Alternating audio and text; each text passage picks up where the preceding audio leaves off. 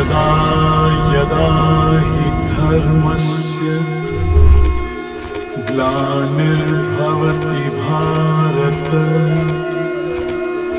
अभ्युत्थानम् अधर्मस्य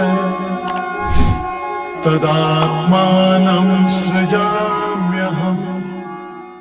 नमस्ते दोस्तों, इस संसार में अगर सबसे अच्छी स्पीच किसी ने दी तो वो है श्री कृष्ण द्वारा कुरुक्षेत्र में अर्जुन को दिया गया गीता का ज्ञान है।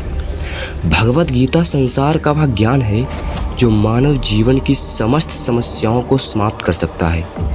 गीता में 18 अध्याय और 700 श्लोक हैं। आज हम कुछ गीता के प्रमुख अर्थों पर चर्चा करेंगे जो इस अमूल्य ग्रंथ से हमें मिलती है। आइए जानते हैं इस वीडियो में।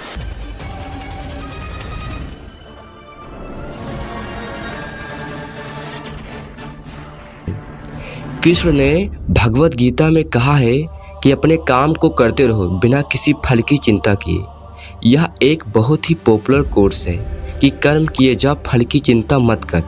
आप चाहे कुछ भी करो लेकिन उस काम को लालच, ईगो यानी अहंकार से मत करो, बल्कि मोहब्बत, दया और समर्पण से करो। मतलब कि कोई काम जो आप कर रहे हो तो उसे पूरे मन से करो, पूरा ध्यान उसमें लगा दो। लेकिन अक्सर मुझसे मेरे कुछ दोस्तों ने यह पूछा कि यार आखिर यह कैसे संभव हो सकता है। अगर आप कोई काम कर रहे हो तो आप उसके फल को देखकर ही वह काम कर रहे हो ना।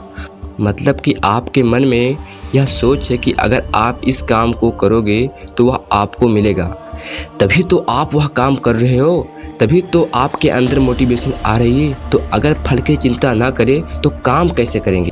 तब मैं अपने दोस्त से कहता कि यार जब आप काम कर रहे हो तो किसी और विचार को इग्नोर करना सीखो। काम करने के वक्त काम और बस काम, चाहे वह विचार उस काम के फल का ही क्यों ना हो, आपको उसे नज़रअंदाज कर देना चाहिए।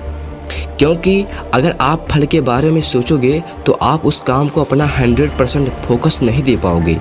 इसलिए प्रेजेंट मोमेंट में यानी कि वर्तमान काल में रहकर आप उस काम को करने में ध्यान दो और उसके फल के बारे में भूल जाओ।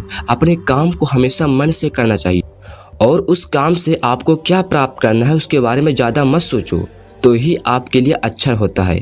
दोस्तों, सिर्फ अपने काम पर ध्यान देने से आप किसी भी काम को शांतिपूर्वक और अच्छे से कर पाओगे। आगे उन्होंने कहा है कि पांचों इंद्रियों के जरिए गलत तरीके से पाया हुआ सुख शुरू में बहुत मीठा लगेगा, लेकिन बाद में वह आपको जहर की तरह खत्म कर देगा। इसका मतलब यह है कि गलत तरीके से मिला सुख का लालच आपको बहुत नीचे गिरा देगा।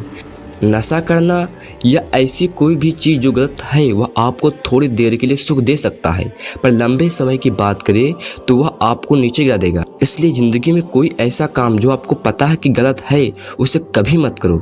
इसके बदले आपको वह काम करना चाहिए जिससे आपको परम सुख मिले, जो आपके दिमाग के अंदर केमिकल लोचा से उत्पन्न नहीं होती, बल्कि वह इस दुनिया की परे की चीज़ है। और ऐसा आनंद आपको कैसे मिल सकता है? ऐसा सुख आपको मिलता है किसी से प्यार करके, लोगों की मदद करके, माता पिता की सेवा करके, गरीबों की मदद करके।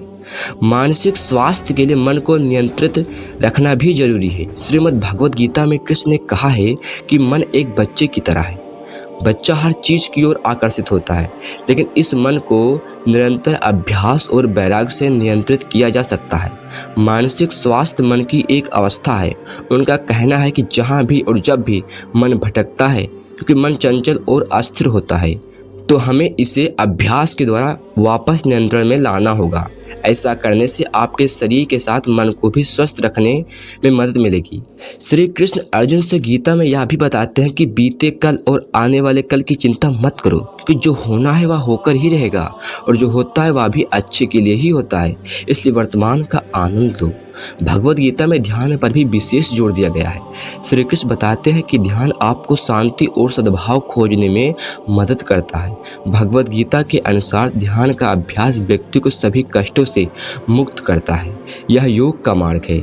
दृढ़ संकल्प और निरंतर उत्साह के साथ आप इसका पालन करें। सभी स्वार्थी इच्छाओं और अपेक्षाओं को त्याग कर इंद्रियों को नियंत्रित करने के लिए अपनी इच्छा को मजबूत करें। ध्यान एक ऐसी प्रक्रिया है जो आपके मानस पटल को स्वस्थ रखते हुए अच्छे विचारों को जन्म देती है। ध्यान से आपको शांति प्राप्त होती है और अच्छे विचारों को जन्म देकर मन को स्वस्थ रखने में मदद करती है। कृष्ण आगे कहते हैं कि इस दुनिया में वो कभी खुश नहीं रह सकता जो हर चीज़ पर शक करता है और नकारात्मक सोचता है। इस दुनिया को आप जैसे देखते हो यह दुनिया आपको वैसे ही देखती है। हर कोई का दिमाग एक चश्मे की तरह होता है जिसे लगाकर वह इस दुनिया को देखता है। सेम एक ही घटना किसी के लिए अच्छी और दूसरे के लिए बुरी होती है। टीवी में आपने ऐसे बहुत सारे रियलिटी शो देखे होंगे जिसे देखकर आपको लगता होगा कि लोग इसे कैसे देखते हैं। मुझे तो समझ में ही नहीं आता, पर फिर भी लोग देखते हैं। तो इस मामले में यह रियलिटी शो खराब है, नॉनसेंस है, पर उन लाखों लोगों के लिए यह फेवरेट है। गीता में उन्होंने कहा है कि इस दुनिया में जो भी घमंड करता है वह कभी भी खुश नहीं रह पाता।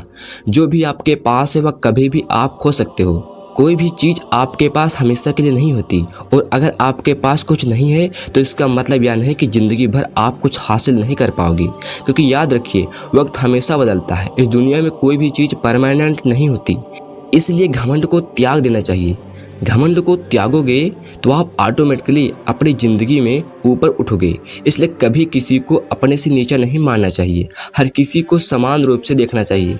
वहीं किस आगे कहते हैं कि कोई भी इंसान किसी काम में तभी माहिर बनता है जब वह इंसान उस काम को करता है जो उसे पसंद है, और इसे ही आप आधुनिक भाषा में पैशन कहते हो। अगर आप उस काम को करोगे जिस काम के लिए आप बने ही नहीं हो तो आप कभी भी खुश नहीं रहोगे और ना ही उस चीज़ में माहिर बन पाओगे।